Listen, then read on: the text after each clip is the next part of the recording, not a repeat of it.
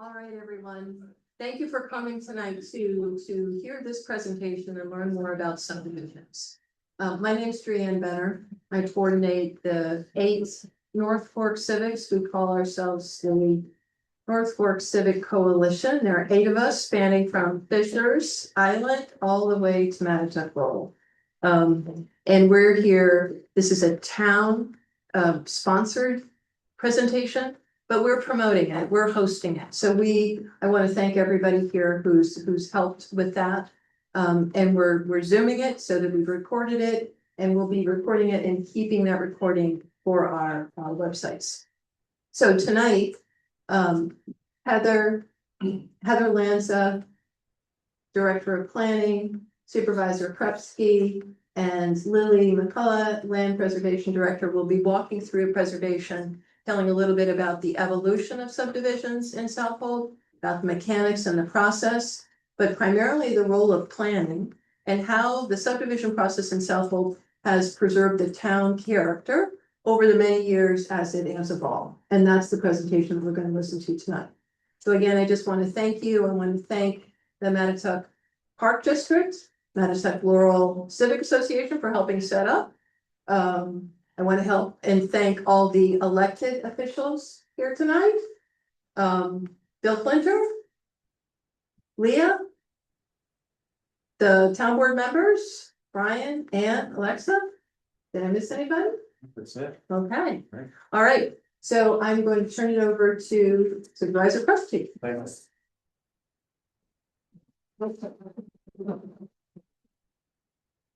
And thank you so much to the North Fork Civics for hosting, because I've gotten a lot of questions in the past few years. So about different land uses, and subdivisions is certainly an important part of what the planning department does. And I wanted to talk to Heather. I said, Heather, can we do something like everything you wanted to know about a subdivision, but you were afraid to ask? And so this is really what that is, because if you look, Southold remains a great place by design, not by chance. And that's true. We spent an awful lot of effort over the decades. Just show of hands, who was born in Greenport Hospital? All right. Seriously. So there's a lot of new people in the community, and we want to make sure everyone understands, like, we're here today, and we got here, and it took a lot of work. It's a lot of turmoil to get here over the past decades. Sorry, just showing other.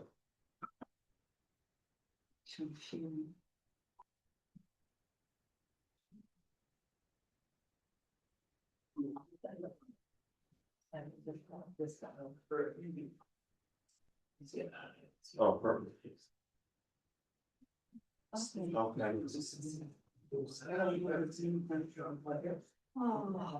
Okay. So here's just a kind of an outline of the different. I did not participate. None of us here in the 40s, but but in the 80s, and people, the town farmland protection program started in 1986. County's program, they was the first in the country. They started their farmland protection program in the early in mid 70s. And so the other towns were catching up at that point. At the time, there was no 2% transfer tax. It was funded by bonds. We would pass a bond, $1 million would go a long way, maybe $2 million would go a long way towards farmland preservation. Eventually, people said we should start preserving open space, and then we started on really focusing on the Laurel Lake area for habitat and watershed protection, and branched out from there. But Lillian can talk about that part. The zoning update was in 1989. In the 80s, there was so much development pressure, and people forget that. In the 80s, in 3 years, house prices and land prices doubled in 3 years. It was really, and So we've been through this before, where there's this great surge of development pressure out here. And so we reacted to that. And there was the town sent a team to the United Kingdom to look at Southold in England and to see how they prevented sprawl there, how they had development in that town, but kept the outer areas from being overdeveloped. We had, was it the next slide? Yeah. Oh, yeah, it is. That's fine.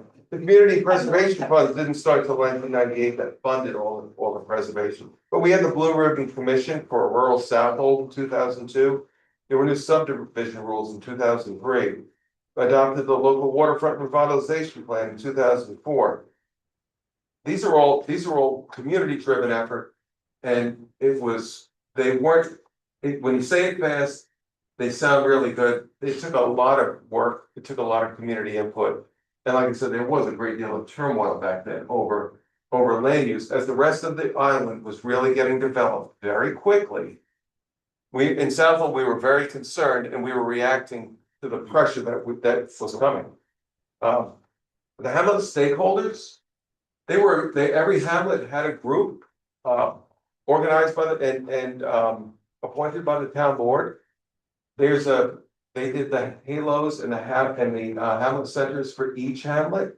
There's a nice map online. There's a nice map in my conference room. You can come and look at that. They went tax parcel by tax parcel. This isn't just a circle around something.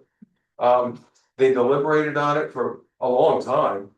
And it took a few years that did get adopted by the town board. So those are official designations. And there was a lot of work that was put into that. And then there was, of course, the comprehensive plan that was started in 2010. And it's still a very good document, and it took 10 years because it was done in-house. It was done with community input, almost 200 community meetings to get all that information and make sure it was right for our community. So this is my point is this is a work in progress. And this is something that's been everyone's taken very seriously for decades here.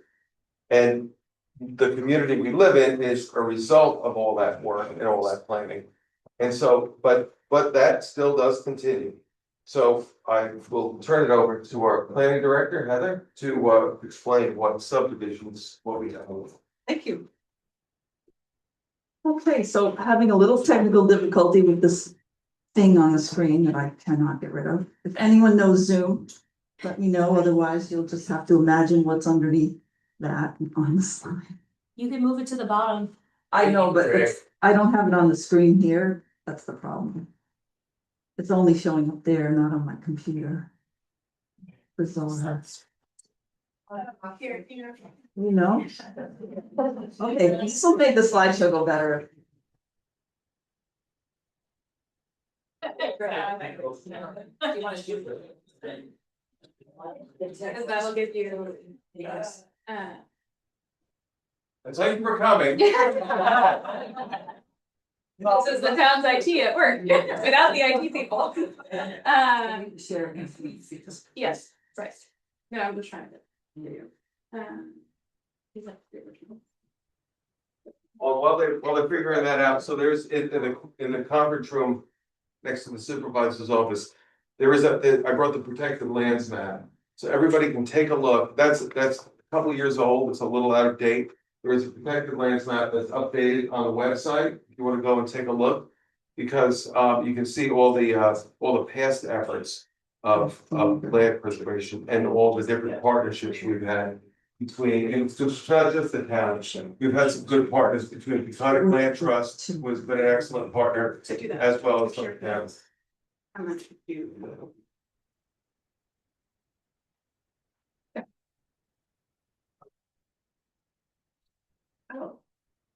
Oh yeah.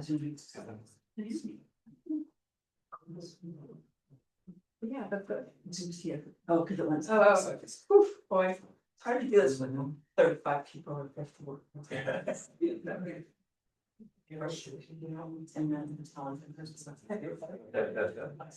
Oh, there. Okay. Very.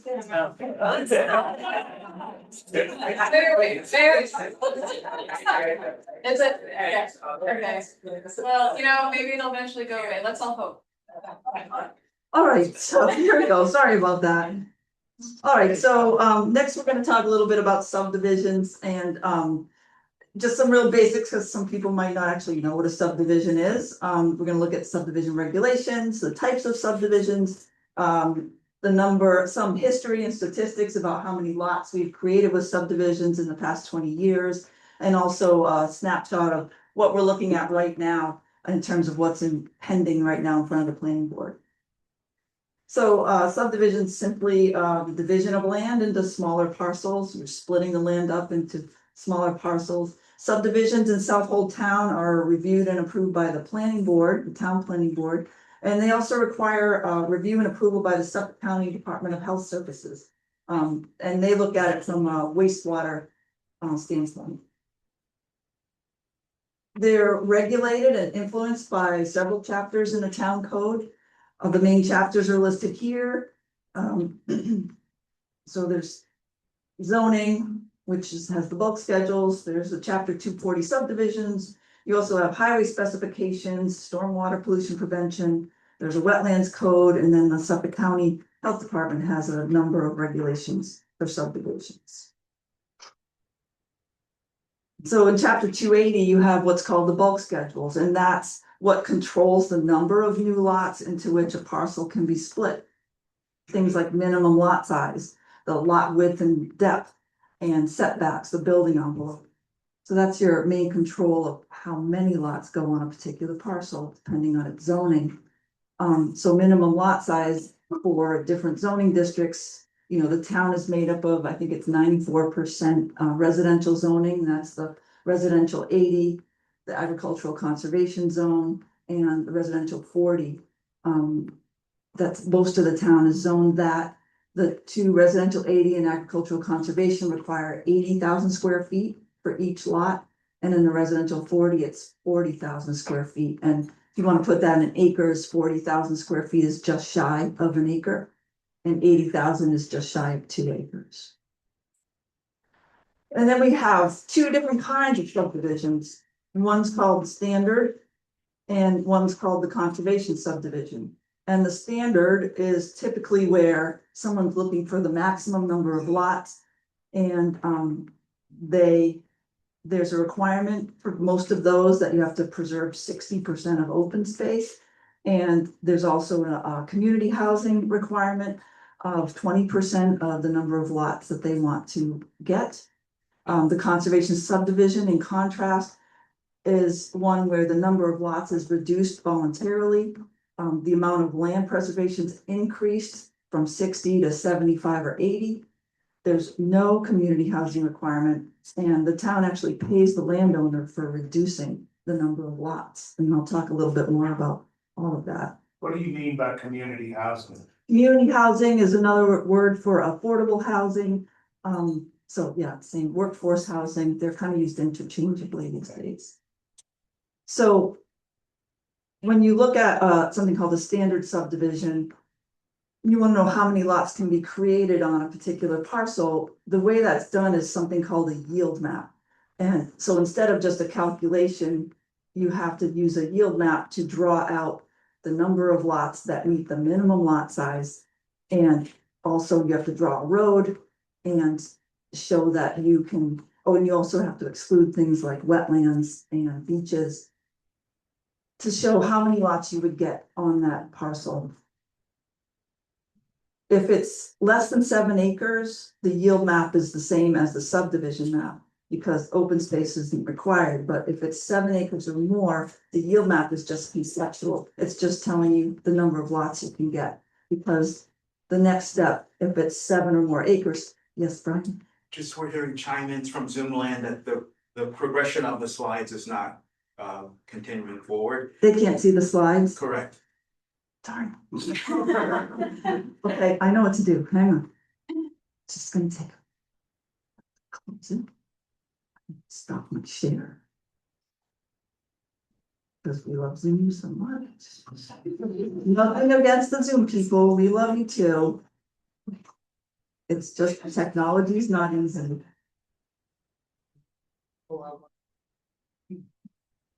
Okay, so we're gonna catch you up there on Zoom, hang on.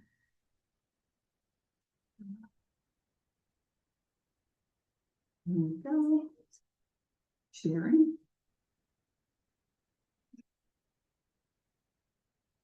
Try this one. Fingers crossed. Here we go. Okay, if, ask the Zoom people if it's Zoom ready. Oh, but I can't see it now. Okay, no. Yes. Okay, but I can't. See. See, I solved your problem.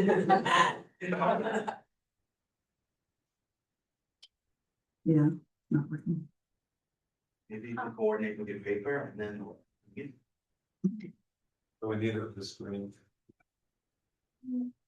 This is all the statistics and graphs. Yeah, I've been pretty visual. Yeah. They could just happen.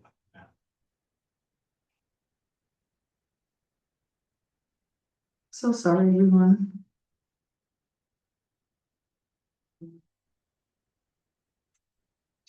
Separate.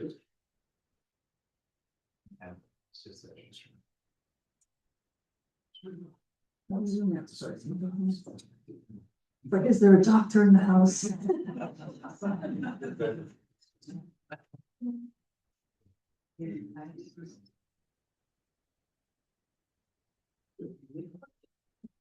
Oh.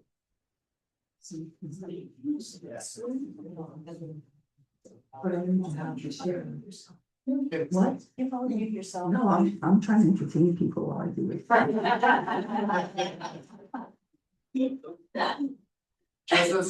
Just as a reasonable fix, so we could get. Why don't you just refocus the web camera on one of the screens for the time being until you're done with the presentation? What a great idea. And just, Perfect. yeah, because they don't necessarily need to see the speakers during the presentation. So if you just move the web camera, that means you can turn off screen sharing and the only thing that would be is the web camera. You do the web camera. Yeah. Yeah.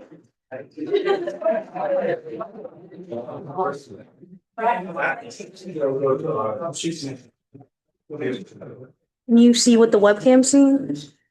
No, because I can't stop sharing. Right. Right. Taking control. It's AI. It's taking control. I'm not that tall, actually. Can you see it? Can you see what they're saying now? So. Guys. Yeah, yeah. It needs to stay on this. It's not long enough.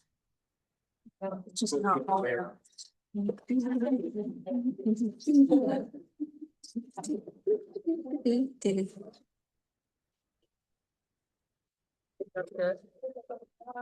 Gonna be weird, but it's okay. Yeah, well, thanks. Here, no, you just had it. So that's it's reversed. Oh. You should be able to. More. Yeah, brother projectors. Yeah.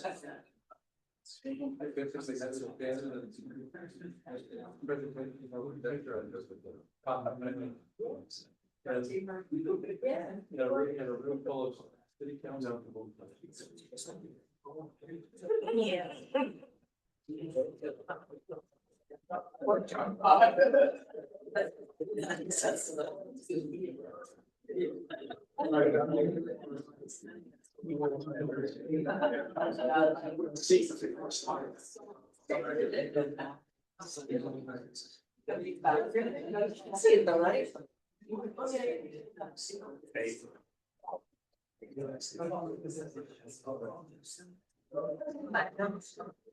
that's good. Worse. Okay. Okay, thank you. You see the screen? Yes, and it's even in the right direction. Just move it. This way a little bit. Which way? It's us. It's Good. good. All right. Okay, onward. Yeah. All right, you just moved on. Oh. Something happened. I think this chair.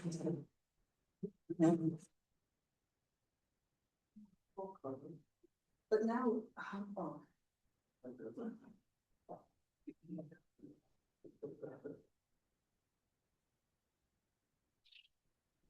Oh.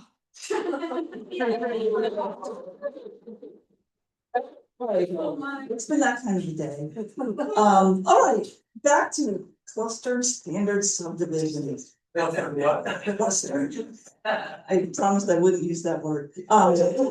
Parcels that are 7 acres or greater, if someone wants to do a standard subdivision, they're required to preserve 60%. So if you remember, like 20 minutes ago, I was talking about how you do your yield map, and that's conceptual, and then you have to take, say you get 10 lots. You have to squeeze them down onto 40% of the property and preserve 60% as open space or farmland. There's also a community housing requirement where 20% of those lots have to be kept affordable in perpetuity. And I'm gonna show an example. So this, if you can see it, is a yield map. I know it's a little faint. And I don't have a pointer that works on these kind of screens, but this shows a 13-acre lot that has a conceptual yield of 5 lots. It shows a little road, and it shows 5 lots that are at least 80,000 square feet. And then when they go to the next step, which would be the sketch plan, they have to cluster it down. So now you're looking at the green is the 60% open space. And you can see 4 lots clustered down in the bottom and 1 lot up in the top that's attached to that, what was going to be a farm, basically. This is a subdivision that was actually done. It's approved and they've started building the road. And the road is hard to see, but it's right here between these lots. So next we'll talk a little bit about conservation subdivisions. And most owners of large properties tend to choose the conservation subdivision. They don't need a separate yield map because the number of lots allowed is calculated. The town buys the development rights. They don't build. The code states that these applications are expedited, so they tend to move faster, and the fees are lower. There's no community housing requirement. There are 2 types of conservation subdivisions.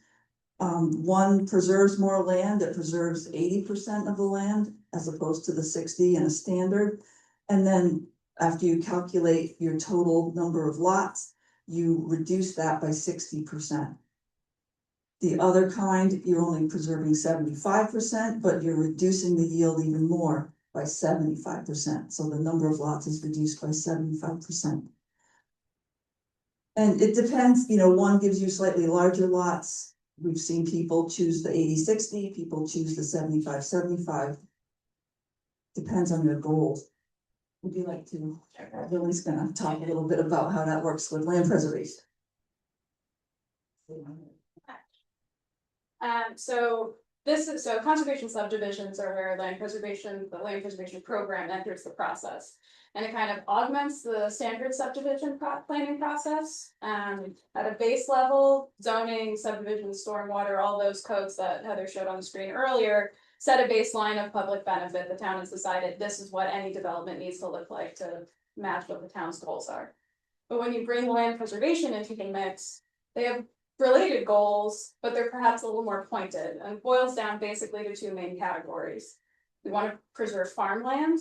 You want to preserve active farmland with good soils where ag is the predominant land use and keep land available and viable for farming. The public benefit there being it's important to the town's economy and heritage, food security, important natural resources and soil. It also provides recharge area. The other big goal is the preservation of passive open space. So we're trying to preserve environmentally sensitive lands that are important to community health, recreation, coastal resiliency. And the public benefit there is it's important for groundwater and surface water protection, floodplain preservation, coastal resiliency, maintaining biodiversity and wildlife habitat, and of course public recreation. So when we're adding land preservation to the subdivision mix, we're spending public money. So the question is, what are those dollars doing? And when we're doing that, we're reducing the strain on infrastructure and sensitive natural resources that comes with the lot reduction. We're talking groundwater, drinking water, surface water, wastewater, and roads, traffic, things like that. And we're also, by spending public money, providing leverage for the town to help design that subdivision in a way that maximizes those public benefits that we get from farmland and open space. Landowner goals and town goals often align. That's why so many folks have gone through conservation subdivisions, and when they don't, that impacts the town's willingness and ability to spend money on that, because those goals have to align for a conservation subdivision to go forward.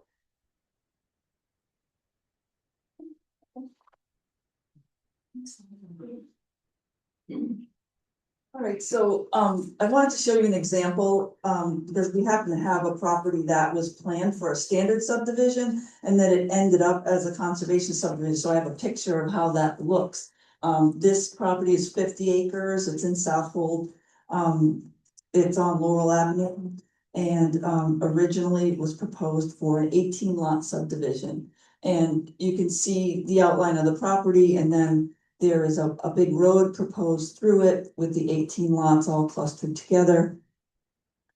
That's 60% open space, plus there's a lot of wetlands on the backside of that property. So there are about, in the original plan, they were gonna preserve 15 acres and have those 18 lots. In the plan that ended up happening later, years later, was a conservation subdivision at 80/60. Because they had new owners of the property and this fit their plan better.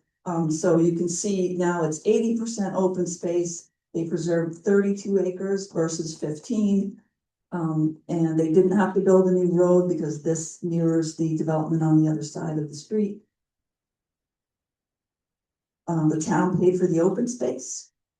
There were, like I said, 8 lots versus 18. There's no new road. The standard subdivision would have generated funds for community housing because they had proposed buying out of that when that was allowed. That's no longer allowed to buy out, but then it was. But the version that ended up being built did not, because it was a conservation subdivision. But what this did generate was a good number of something called sanitary flow credits. And those are, I'm not gonna get into that because it's complicated, but they're needed to create community housing, so it did have some benefit for community housing. The next, we're gonna look at, well, I didn't know if people had questions about the subdivision process. Yeah, Go ahead. so once it's approved, is that like a final adjudication and they build the homes like space that's not utilized? And 10 years from now or 20 years from now, someone then say, oh, let's relook at this property and let's see if we can redesign another subdivision, because, or is it just, that's it? So that's a good question. The question, so people couldn't hear and for people on Zoom, was that open space that gets left, is that protected or could that be built on someday? Is that your question? Yes. So what we do is a perpetual conservation easement on that land. When the town buys it outright, we own it and it's part of the open space program. When the town buys development rights, it's a conservation easement that protects it forever. Okay, and the second question I have, I was unclear to me, keep talking about the fact that there's requirement for community developed housing. I'm not seeing any, I don't, what does that mean? Like, where, I don't see any community. No, I'll housing explain. being built, so I quite frankly, it's eluding me. Yes, so it was a conceptual, there's a name for it, it's called inclusionary zoning. And it's conceptually, it was, okay, if someone's gonna do a full yield, they're gonna build as many lots as they can on a subdivision, then we're gonna say 20% of those have to be kept affordable in perpetuity, and the town sets the sale price and it matches up with certain income levels so that people can afford to buy those houses. When that was originally put in the code, they put a buyout option, and we had a couple developments that came through where they chose to buy out. So that money went into a fund, and that fund can be used to generate some community housing or put, a subsidy into some community housing. It's rarely happened. No one has ever built a subdivision and then built community housing. The town board took the buyout option out. The Supervisor Krupski did that in the first 2 months that he began to be supervisor, so that if a standard subdivision does happen, they will have to build it. We don't have any on the books right now, and granted, it's definitely not working well to generate community housing, but what we do have is the community housing fund. So every house that gets sold they have to put, is it half a percent into the community housing fund, and we're now seeing money coming in for that, where the county is working hard on trying to generate some actual units. Yes. Yeah, I was just wondering in connection with that issue, has there been any discussion yet about, changing the rules about subdivisions so that all developers have to provide community housing instead of allowing there to be a big loophole if developers choose, the conservation subdivision? Yes, definitely, we've been having discussions, and thinking through. How do we do that, what would that look like, you wouldn't want it the same as the standard, but what level would that work, would work for that? We just started talking about that, so it's not anything concrete yet.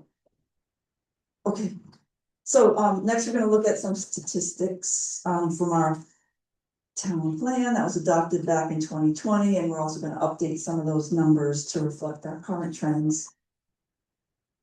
When we think about subdivisions, ultimately, we think about how many houses will end up being built when all the land is developed or preserved. In the plan, there's a snapshot of land available for development. That means vacant land, that's still out there that doesn't have a house on it or has more development potential. So this graphic, shows it has the, each hamlet along the bottom, and then the number of acres of land on the vertical column. The blue represents land that can be subdivided further, and the orange represents parcels that are single and separate and can just have one house that can't be subdivided. So you can see places with the most farmland, Cutchogue, Mattatuck, Peconic, they all have a much higher ratio of the blue because they have a lot of farms left that could be subdivided. As compared to places like Greenport or East Marion or New Suffolk, which have a higher proportion of single lots already and not much land left to be subdivided. Yes. So for conservation purposes, why do we want to allow subdivision of the farmland? Like, why? I'm trying to understand if we wanna maintain open space.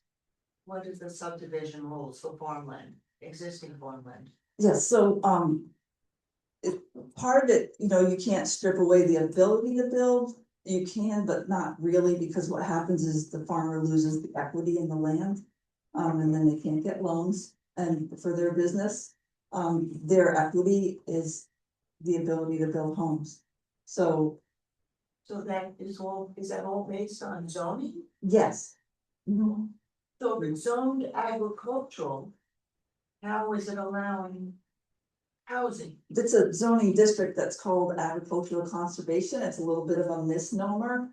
It's from 1989, but one of the permitted uses is single family homes. So, and as well as agriculture. And we wanna maintain that? Is that in the current? Yes, that's not anything anyone's contemplated taking away, because like I said, you would remove the equity from the farmers. But what you do have is our land preservation program, which often preserves entire farms. Not everybody does a conservation subdivision. A lot of farmers will just sell all their development rights or all but a couple. We haven't really seen any big farms get subdivided without a conservation subdivision, which is preserving 80% of that land. So, And just to add to that, when we're looking at either doing a straight land preservation project or conservation subdivision on a farm, the goal is to design the resulting subdivision so that it is the most practical for the resulting farm, because the idea is to have a farm still at the end of it. And so, you don't scatter the houses around the lot, you cluster them all together in kind of the space that makes the most sense, either up on the road, or, maybe it's a Oregon Road to Bluff, maybe houses around the bluff, and there's one development area on the road that's attached to the farm. So the idea is to keep as much contiguous farmland as possible, and kind of cluster neighbors. In one place. Right, so the question I have is, try to see how to articulate this. So you came up with these rules about conservation subdivision, whatever the subdivision is. But over time, this area is being built up and our natural resources are being depleted. And so how do you take that into consideration? I mean, is this like a living document that gets reviewed every year and changes? Because the amount of development here has started to increase exponentially. I was just gonna get to that. Okay. It's a really good question, and for those on Zoom, the question is, how are we balancing this development with this idea of, you know, how do we preserve our farms? So that is a great question. So we'll get there, because I'm gonna show some more stats and talk a little bit about that. The next chart here is a comparison of the potential build out from the land available for development, both from subdivision and existing vacant lots. So it's showing you on the left the number of residential units, otherwise known as houses, on the left, so from 0 up to 900, and then each hamlet's along the bottom. The blue represents future house lots from subdivision, and the orange represents future houses from parcels that are already there. And it's just a way to see, you know, what is the effect of subdivisions in different places. So you can see places like Cutchogue and Mattatuck, Peconic. Their blue line is much bigger than the orange because they have a lot of land left to subdivide versus places like New Suffolk or East Marion, where most of the lots are already created and you're not gonna have a lot of subdivisions. Quick question. Yes. You have two methods by which, or actually three, you can calculate the number of lots on something in terms of sometimes you have maximum number of lots, sometimes you have 60% free space, sometimes you have 75, and sometimes you have 80. All of those would provide different calculations. Is that representing averaging? Okay, the question was, do these numbers represent an average? Because you have different ways that subdivisions can happen, as I was explaining earlier. What this is maximum. So this is showing on the residentially zoned land, what's the maximum potential, just so you know, okay, this is what could happen if there was no land preservation, everybody did a standard subdivision, and we went from there. Are these numbers current, or is this from the comp plan from 2020? This chart is from the comp plan, so it doesn't have the most current numbers, but what I'm gonna do is give you some more numbers to get a sense of how this has changed over the next. I have a question about the development rights. For farmer, is there an incentive for him to do it? Does he get fair market value for the land? We appraise all of our projects, so it's a property by property basis, there's no standard set rate, the town board doesn't say this is what we're paying for development rights. When somebody comes in any scenario, basically the analysis that we're doing is, what are you starting with, what's the value of your 10-acre parcel, fully rights intact? We calculate the value of, an appraiser calculates the value of what the land looks like after preservation is done, so either after the conservation subdivision, let's say you have 3 residential lots and an easement area, we calculate the value of that, subtract that from what you started with, and we pay the difference. So it's based on appraised market value of basically what your damages are, you know. And it's a very personal decision because most people, it's all their equity. Right, that's So at that point, if your equity's in your land and you know you're farming it and you know what you're paying taxes, insurance wise and everything. You study development rights, you've taken a lot of the equity out of it. Now it's in cash. So now what do you do with that? Do you put it into Bitcoin? I mean, what do you do with that property? And so that's why it's a very personal decision, because most people really have to deal with managing their equity. So it's not like you can say, oh, I'm gonna get $1 million, I'm gonna buy this boat, and I'm gonna, because that's your equity, that's it, you're not making it again. All right, back to the charts. And if you're sick of charts, just look out the window. It's hard said, calculations consider the fact of existing subdivisions, because people tear down houses and build new ones. Yeah, So this how is, does that this is come? not, this is We're just not counting discussing redevelopment. that. I'm not Only looking at redevelopment. redevelopment. Okay, Yeah, I don't have any stats on redevelopment. Okay. And I'm sure it's a big number. So this chart shows the number of new lots created by subdivision each year since 2010. So the numbers on the left go from 0 lots up to 16, and across the bottom, we start at 2010 and go all the way through 2025. And you can see the number varies by year. You have, 2010, there were 12, 2012, there were 13, a couple of years, there's 0. I think the single most, since I've been here, is a year where we had 14 in 2018. But you can see from this that the rate of subdivision, the creation of new lots, the rate of it is not very high. And the number of lots created since the comp plan was adopted is only 34. So we haven't had a huge number of new lots created since the comp plan, which is why I feel like the stats that are in there are still generally pretty good. And it also tells us that while some of the new homes we're seeing being built are on new lots, most of them are built on lots that already existed. Yes. what about proposed subdivision? I Must be have a 40. whole slide on it. It's gonna be great.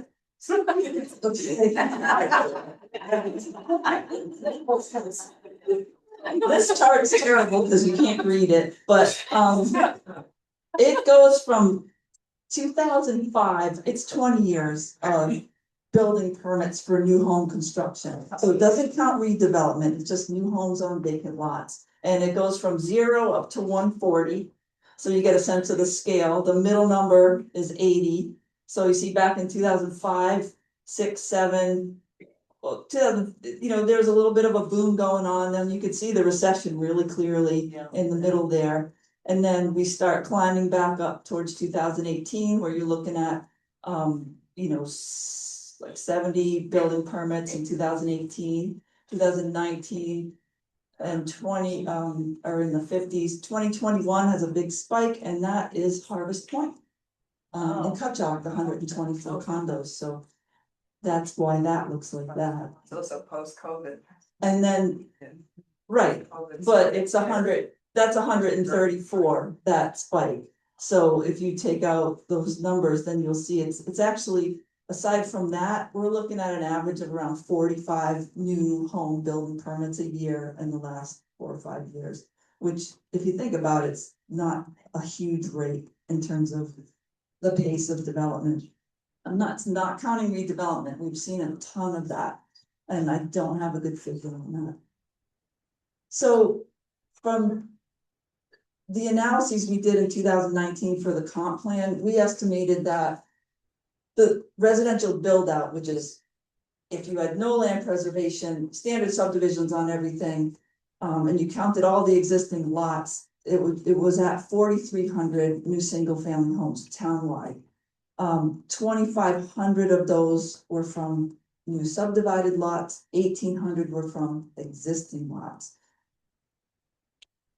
We've updated those numbers, and we think rather than 4,300, we're probably more like a little under 4,000. There have been 356 new residential units built since the comp plan. That includes things like Harvest Point, condos and such. And remember that a lot of this isn't from subdivisions. There's still 1,400 lots out there that are vacant that could have a house permit tomorrow. Let's see, right now, just for some perspective, the housing units in the town, we have just shy of 14,000, again, including apartments, condos, and single family homes, 2-family homes. So if we did get 4,000 more, that would be a 38% increase.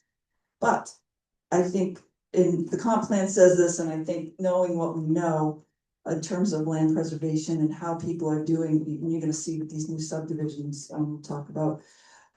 We don't think the full residential build out's possible, we don't think it's likely, and it's due to these ongoing efforts. Not only land preservation, but also the fact that we're doing a lot to try to make sure agriculture remains here as a viable business. So they're helping to keep land and farming instead of converting it to housing.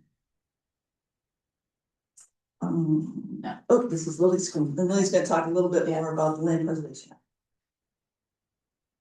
Yeah, so I put this up here to sort of contextualize while we're talking about how things have been built out over time. I also want to show sort of what was going on in the preservation landscape in roughly the same time period. So the other slide is covering 2010 to 2025. These are acres preserved in that time. So the high point, I'll say 2019, there's a spike there that included the Island's End conservation and recreation easement. That alone was 116 acres. But overall, it ebbs and flows. Land preservation has a connection to the real estate market. Certainly the funding does. I'll get more into that in the next slide. More than 10,000 acres have been preserved in town by various entities. Almost 4,900 of those acres are farmland, about 3,900 are passive or other open space. CPF alone has preserved almost 2,900 acres. So, you know, we're looking from 1990, really 2000 is, I think, the first CPF purchase to today. You'll see no acres preserved in 2025. That's not a lack of interest. It mostly, I think, speaks to probably project complexity in the last 4 or 6 weeks, something like that. I have either held or set public hearings that would preserve 132 acres. Hopefully sometime between now and the end of the year, but that's what's on the docket.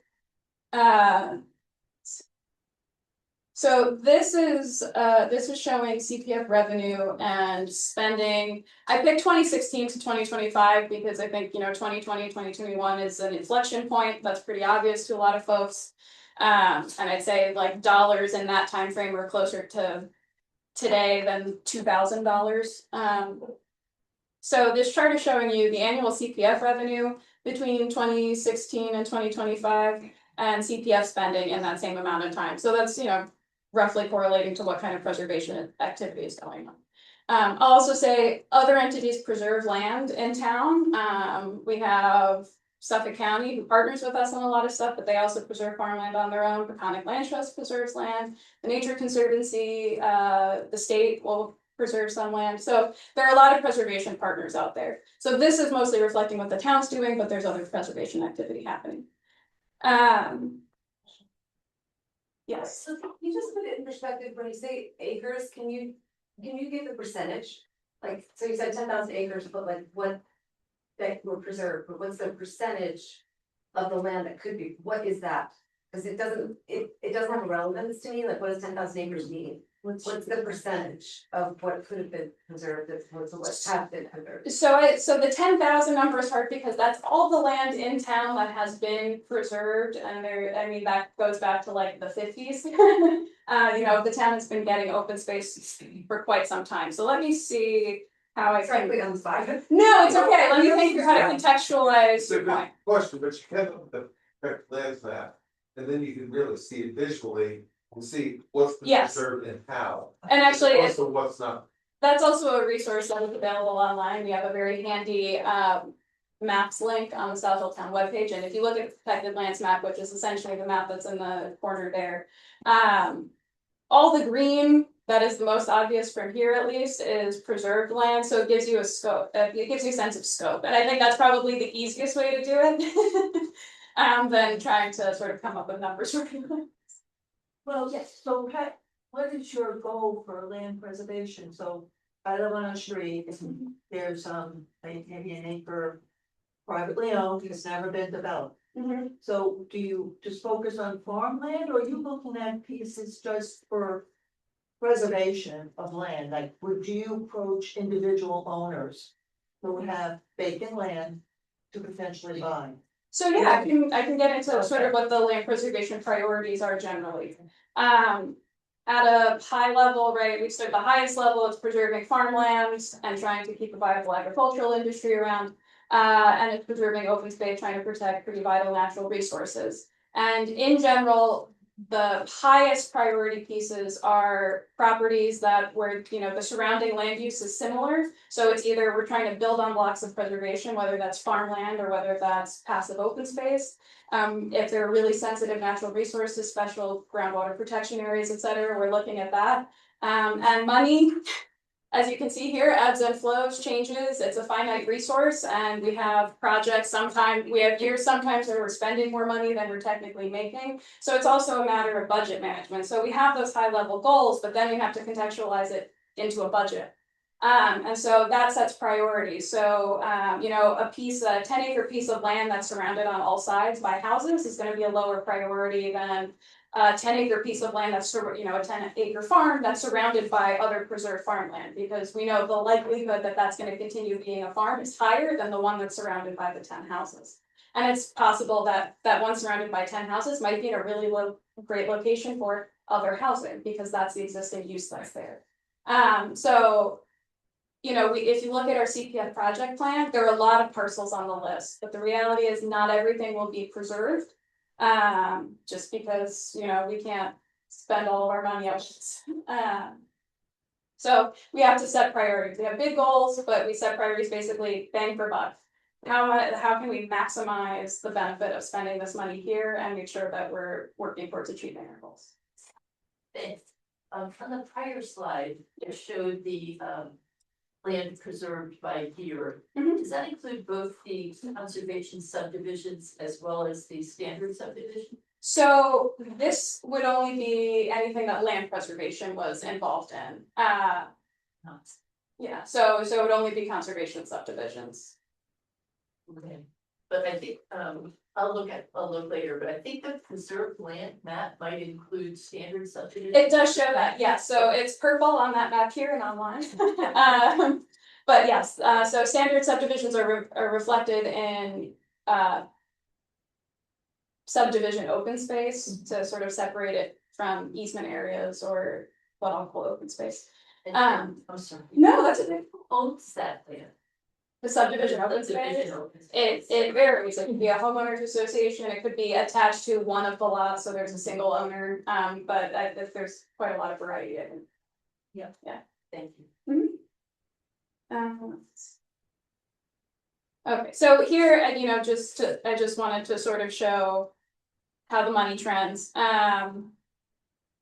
Before COVID, we were averaging about 8.7 million a year up through 2020, and then after, you know, 2021 to 2025, we're averaging 12.3. I would say, you know, we're sort of stabilizing. There was the spike of 14.1, which is what gets us up to the 12.3 number. So what you can see is the funding isn't necessarily predictable. It's tied to the real estate market. So that requires management and prioritization, which is what then what reflects how we review land preservation projects.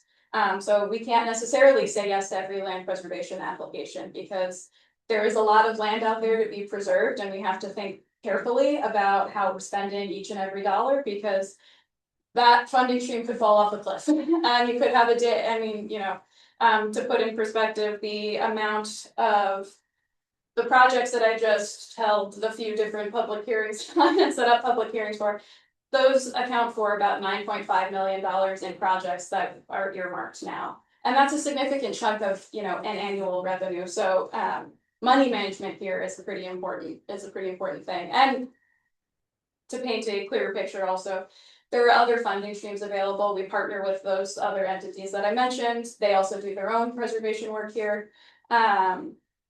We seek grants, and, you know, if push comes to shove, bonding is available, but that's a tricky road, because you really have to think long and hard about what promises you're making in the future, and make sure that you have money if future opportunities come up. So if there are alternative sources, then let's just look at that last number of $11.4 million.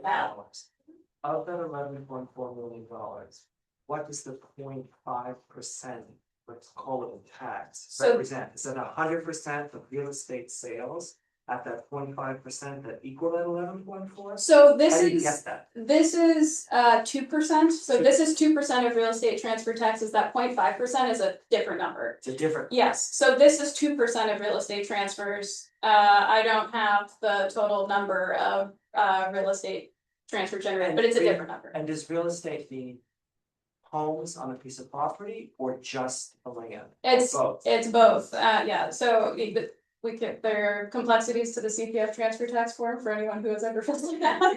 All sorts of, but any real estate, it doesn't matter whether it's improved or not.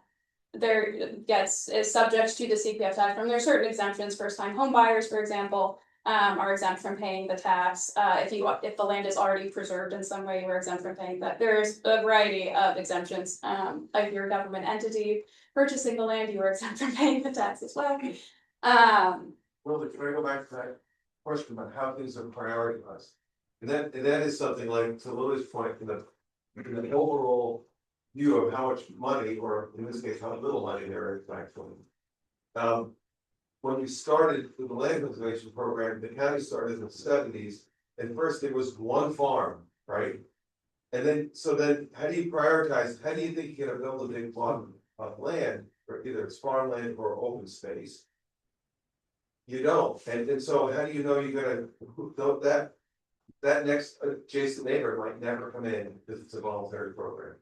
So we try to do the best we can as far as either building big blocks of farmland, and you can look on the map and you can see those developing, or building big blocks of open space. And we did a good job with that with around Laurel Lake and around Pipes Cove and Greenport, about 400 acres, we say 50 plus acres to that. So you have to be ready for those parcels when the landowner is ready. And it just takes funding to be able to meet their needs. So it's hard to prioritize just because you never know when because it's a voluntary program, when that landowner is coming in. So what is the bucket of money for the land? What's in the land preservation bucket from all these years of taxes?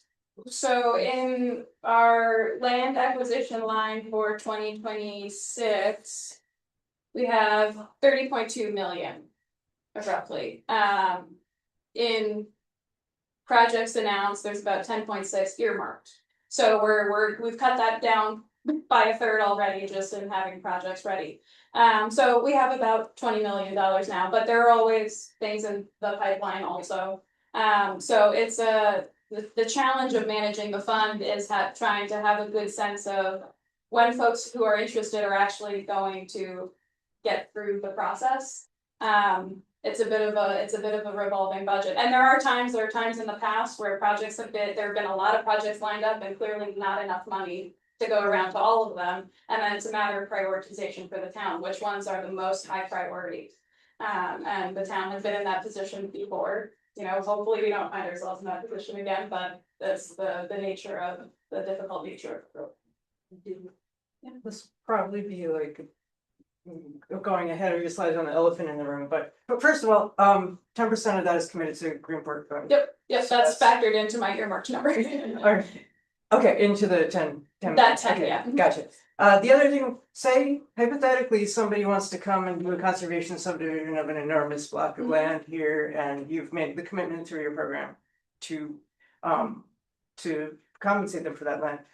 This is obviously something that is a big budgeting concern for you. The money's there to be spent. So it's a matter if you, let's say there's 30 acres of land. I mean, actually, a good example is the thing that we just held a public hearing on, right? 30 acres of land, and let's say we have half the money we have, or let's say we have $10 million, and that project alone would be 25% of that entire budget.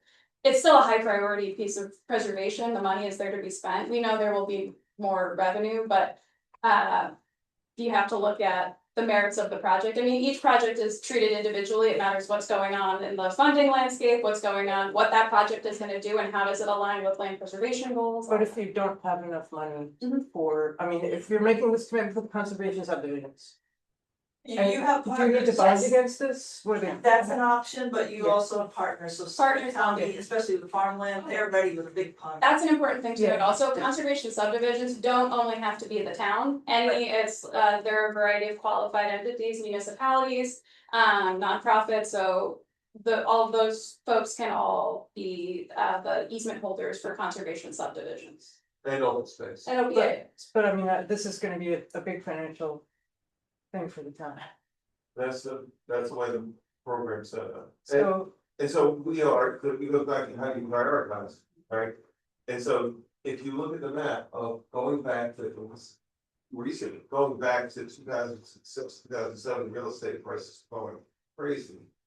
When the bubble burst in 2007, 2008, everything flattened out.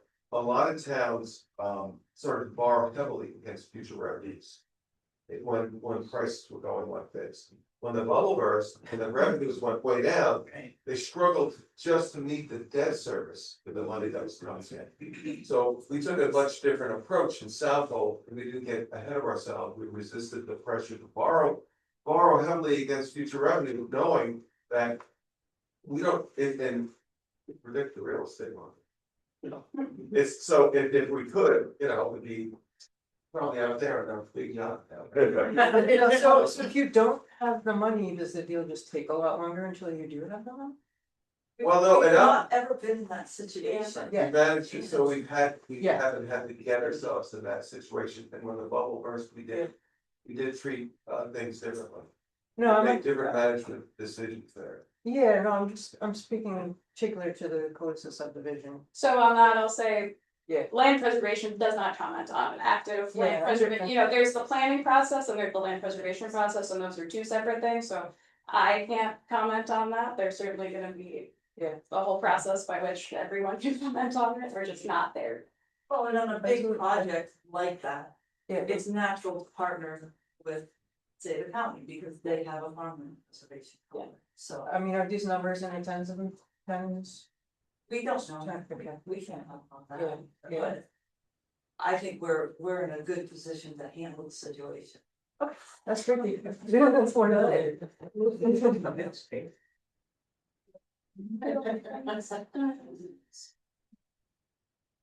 Well, all the notes I have from here say. Funding's unpredictable.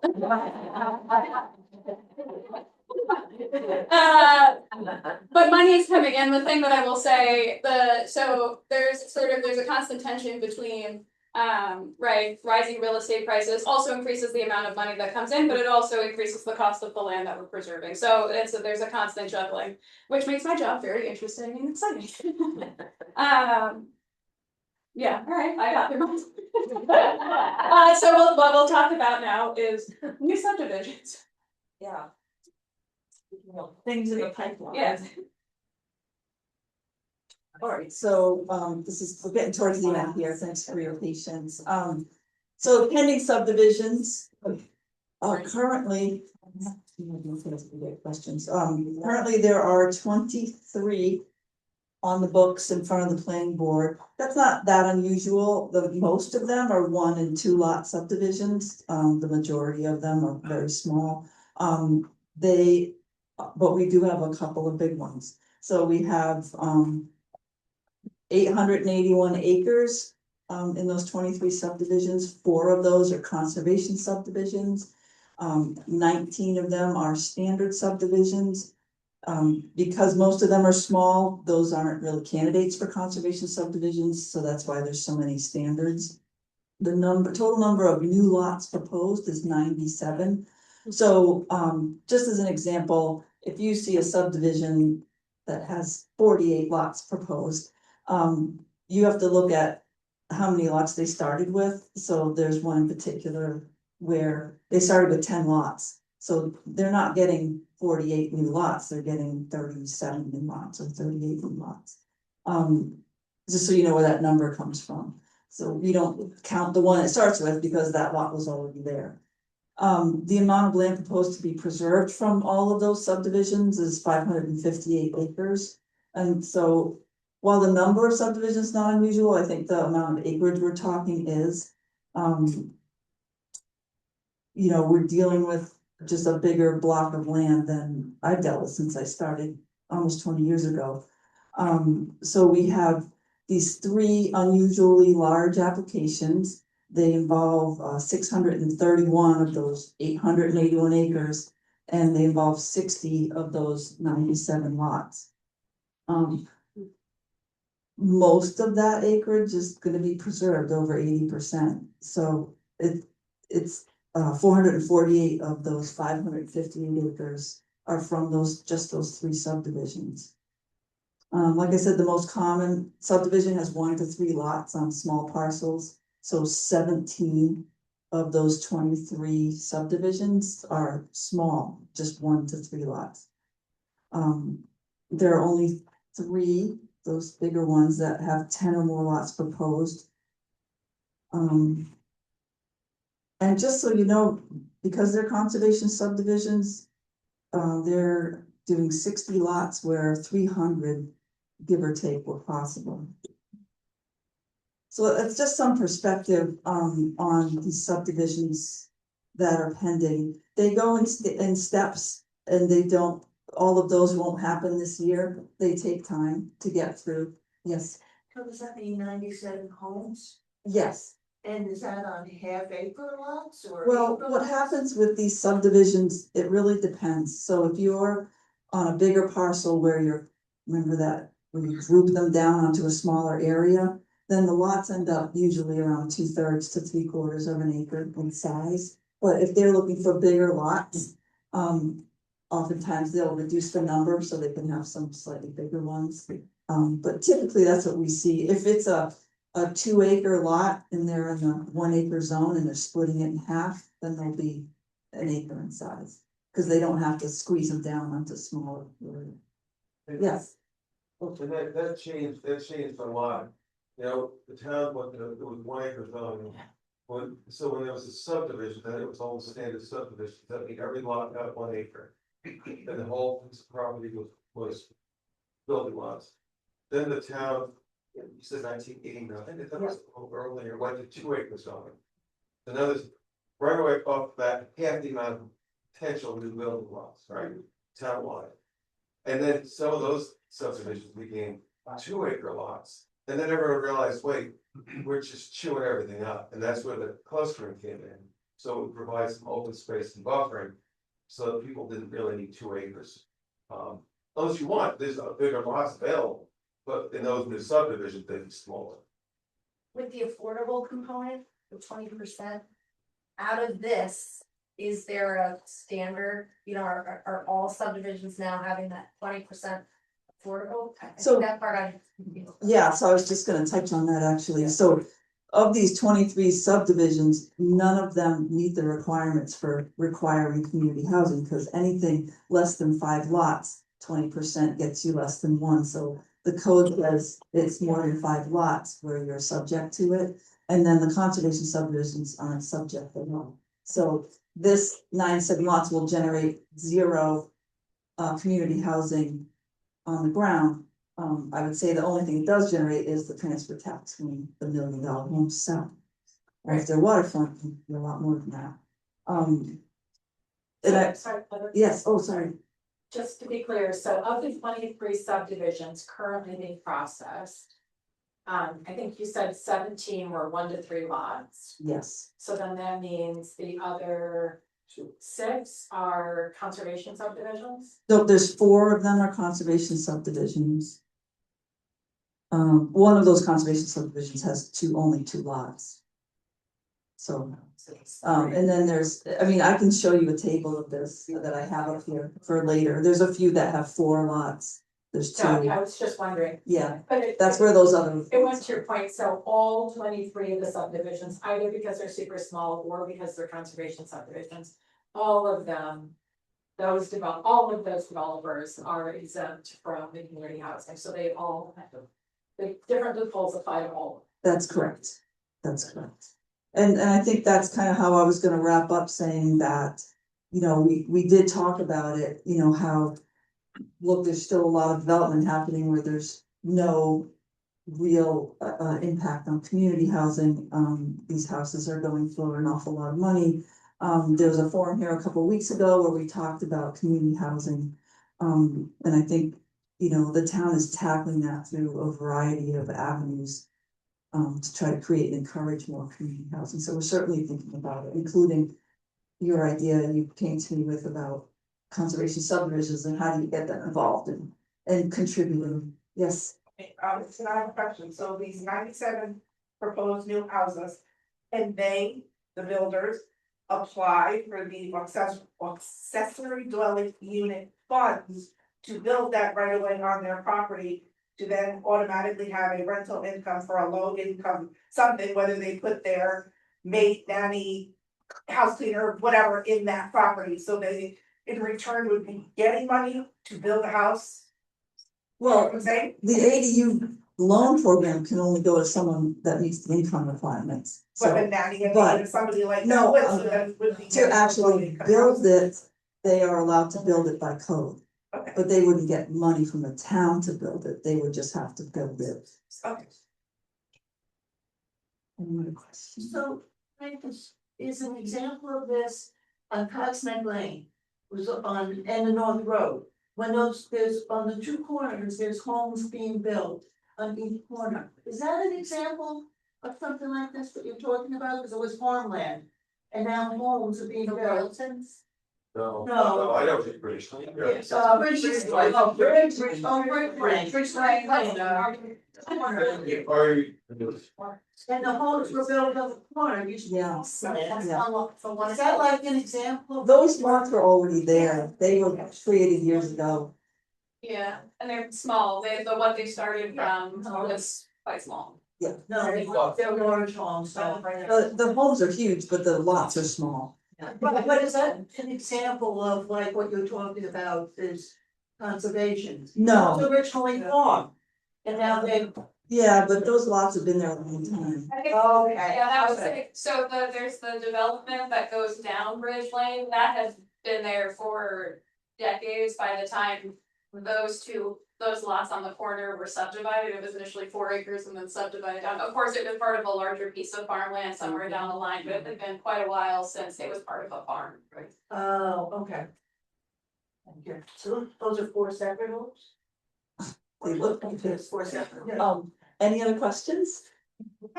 Yes, Troy. If an analysis could be presented showing costs and income and so on, would the town, assuming it would be profitable, would the town consider building their own affordable housing? The town really is reluctant in the housing business. We're have a housing fund, we have town board members here who are very engaged in that process right now. We've got housing committee, the housing advisory board that by state statute advises how that money is spent. So right now we're developing subsidy programs to subsidize, someone else will build, and some of it will be private ownership, like the cottages in Babcock. It will be in private ownership, it won't be rental. And we're also developing a subsidy program for rental units that will be affordable in perpetuity. But it'll be owned and operated by someone else. Don't laugh at me, but have we considered asking the big developers, say, hey, please, could you just build some, be nice? There's not money. With the subdivision, it's a lot harder because those laws are in place. With a rental unit, it goes back to what I said about the management. So there's a county law, everything larger than 35 units has to have a caretaker unit on site. Any kind of bigger development. Now the developers know that if somebody's gonna build something, whether it's a hotel or an apartment house, you need, as far as management goes, it's hard to find people that roll those properly, and for the sake of the residents.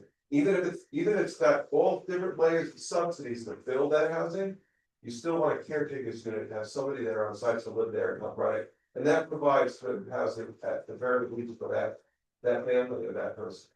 What about just smaller homes, like some of the big mansions they're probably building, and saying, just making some kind of a request and making it, I don't know, is there any way to sweeten the pot for them to build a couple Yeah, of like the cottage. smaller scale We do. homes on these large, on the 6 large developments that you were talking about? And just meeting with these developers to say, would you please? Put a couple on here, or, you know, pretty there. I said, don't live with me. No, is everybody Yes. having workforce housing? No, it's not, it's a good. And, you know, that they're giving back to the community with pictures, and I mean, these would not be rentals, these The would be developers are here. homes that we could sell, that would be sold in a lottery system or whatever. To people who qualify, and just asking these developers to be good, you know. On their land, on the town land. Okay, yes, sir. Whatever. Would the AED fundings be available for developers to tap in, put towards or? I'm not familiar with the ADU program, but I think it is just for individuals who are income eligible. Yes. I mean, I think it's evident by how many people are here that a lot of people care, and thank you guys so much about like, this place not getting overdeveloped, and. I mean, one thing I've been thinking about a lot lately is like, if we don't let them build it, maybe they won't come. Like, if there's a way to like, and I don't know enough about this and I apologize, but like. Limit the house size, like make it less attractive for these people to sell bazillion-dollar houses, like you can't build bigger than 1,200 square feet, sorry, if you wanna be in the Hamptons, go to the Hamptons. Like, is there any kind of like, just. I mean, the town did No, but I mean- enact some big house law a few years ago, We are, and we're working on actually making it better. yeah, we are looking at literally the size of homes on, especially at smaller lots. But if you have a bigger lot, then of course you can have a bigger house.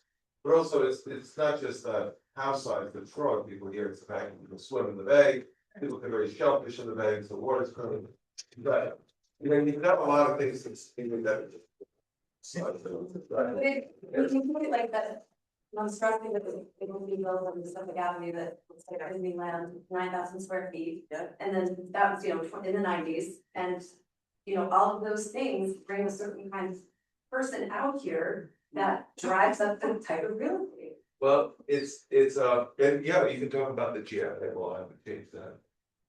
Yeah, the town enacted a law to actually limit the house size, and it worked okay, but it's not working great. So we're actually working on revamping that to make it better. I mean, it's hard to get to a place where you're telling people, sorry, 1,200 square feet is it, but you know, trying to keep it from the ridiculous stage. Yeah, you of keep it the size. community that we have and not have this full of Maseratis and Porsches and these monstrosity houses. It's just, people are not part of the community and don't spend time here, treat it as their Disneyland. I just think that's the way. Who spend money in our businesses and Go to our peers, spend money too. Is that all part of the zoning? So, yeah, the zoning update is, you know, we're in the middle of sort of reformulating how we're gonna work on that. We're looking at potentially taking it in smaller chunks instead of the big, you know, trying to do it all at once. So we'll be coming out with some priorities on that soon. So wasn't there a consulting firm hired to help with the zoning? There was, they got us to a certain point, but then we had to So take it they're over. out, Yeah, it's still in process. yeah, Yes. Okay. And there was a lot of things that were put in there that were unnecessary, they changed, you know, you mentioned AC zone, agricultural conservation. And nobody really knew what that meant, and then they changed it to AE, agricultural enterprise, and nobody knew what that meant. So we're trying to go back to the original term, because then it's more relatable, people who are interested either in land use or own that land. To determine what uses are allowed there and in what intensity. We try to make it more believable for people. Isn't that where our power is in the zoning? yes. Yes. So how we control our development. Yeah. Yes. Absolutely. So we'll take a couple more questions. We're gonna try to wrap up at 8, yes. Yeah, so I guess the question that I had earlier about the infrastructure and the natural resources and all of that, like I don't feel as that was addressed, like, so we have these 97 new homes being built. You know, last summer, we had no way to put water, like, you know, water is a problem in this community. All these homes are being built on a planning board, I'm sure you do projections as to what you think, you know, whether you're right or not, what you think the growth is gonna be. How are you assessing the infrastructure and the resources that we have in this community to ensure that, you know, they're at, I didn't see that being addressed. So as far as that infrastructure, so as far as, start with the wastewater treatment, the county has a new program, to try to address. Because most people have like a septic system, so everything, and it's not just waste that goes down there, you think about all the pharmaceuticals that go through people. You think about healthcare products, all the household cleansers and all those things. The healthcare products that go directly down the drain into our aquifer. The county is developing different, better wastewater treatment systems for single family dwellings. There's no simple answer, even if you have a sewage treatment plant. Well, then all that waste is concentrated in many areas, is pumped into the ocean. So it's not like it's a great answer either. As far as the water use, we have the USGS that came out here, they just did a well in Orient at the school, which is a really nice project for the school, with students benefited from that science. They went down over 600 feet. And so they're doing an analysis of the groundwater on the whole North Fork. Orient Association has done a wonderful groundwater study of the water resource in Orient. And so people are very concerned about the quantity, and you mentioned in the summertime all the pumping. So if you grew up here in the 60s, in a nice quiet evening in the summer, you'd hear everyone's irrigation motor, and they had those big diesels, and they just chugged along, and you could hear everything, water running. You know, July and August, a lot. And, you know, depending on the year, there was never a problem with the aquifer, because you're drawing, you look at the whole of town, you're drawing evenly from the shallow aquifer. So there was never a problem with saltwater intrusion. When you put a public supply well in, you're supplying vast areas of the town from one area. And if they go too deep, then they go to draw on the salt water. Also, if they put it near existing road sumps, all that salt that's put on the road every winter goes right there next to the well field, and guess what they're gonna pull up? They're gonna pull all the road salt up. So that's just a poor planning placement on the public supply wells. But the public supply wells put a lot of pressure on one area of that. So that's a big problem. When we preserve land, there's something where we're not using the sanitary on the flow for those parcels, right?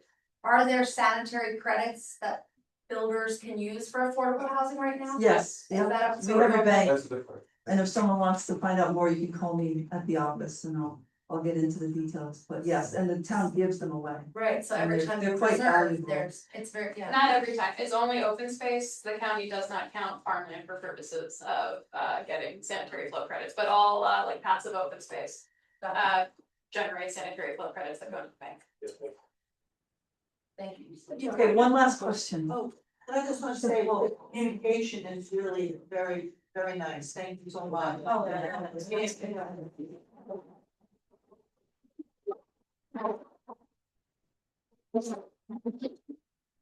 we depend on you, you know. Good night, thank you. Oh.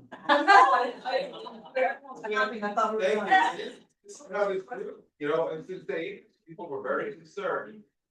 That this would be turned into. And I knew people who worked for the health department in the 60s, and they said it was just their Levittown, all the way to Orient and all the way to Monaco, they thought that's what was going to happen.